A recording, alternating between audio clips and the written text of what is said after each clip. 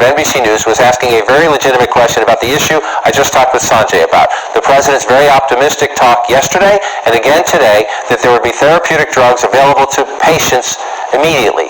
Game-changing. Now, that's what the president said. Of course, his own chief infectious disease, Dr. Tony Fauci, disagrees with him. The president, instead of answering that question, and then Peter Alexander said, talk to the American people out there who are at home, who are frightened. Give them some advice. Instead of offering that advice and that comfort, the president did this. When you say the Americans were scared, though, I guess nearly 200 dead, 14,000 who are sick, millions, as you witnessed, who are scared right now. What do you say to Americans who are watching you right now who are scared? I say that you're a terrible reporter. That's what I say. I think it's a very nasty question, and I think it's a very bad signal that you're putting out to the American people. The American people are looking for answers, and they're looking for hope.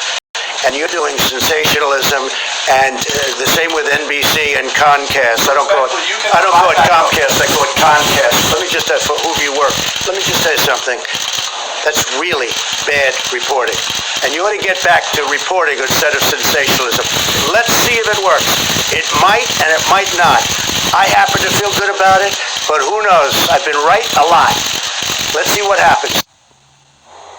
I sat in that room for just shy of 10 years. It was a perfectly valid question, and what the president did to Peter Alexander is reprehensible. The American people are looking for answers. They do want hope. They do want support, Mr. President. That was a very fair question. Our Caitlin Collins is in the briefing room right now. She was there for that contentious briefing. Caitlin, this is a Trump trademark.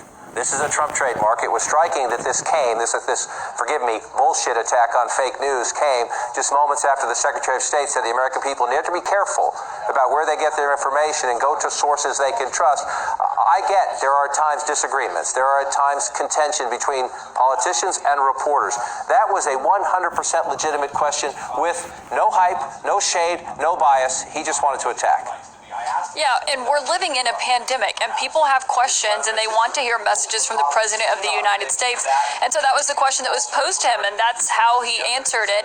And we should note that just, a few moments ago, the Vice President was asked the same question. He responded very differently, instead telling Americans to be vigilant. He did not have any issues with that question the way that the President did. And, of course, that comes as the President, had been facing this initial criticism over how his administration has responded to the coronavirus, and that's why you've seen him coming out here every day this week trying to put a public face on the response to this. And so that's why I just raised the questions, is that really what the president should be focusing on when there are questions here about testing, ventilators, masks, so many questions that Americans actually care about, whether or not they can leave their homes. Should they be concerned about a lockdown happening in their communities, since you're seeing some of these happening in California and in New York?